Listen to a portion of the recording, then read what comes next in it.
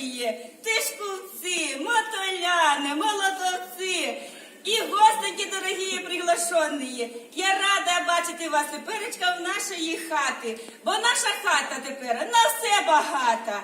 І на пісні, і на танці, і на погуляння, ще й на частування. Ой, що ж на частування, то ж на частування. Людочки, почастуємося сьогодні добре.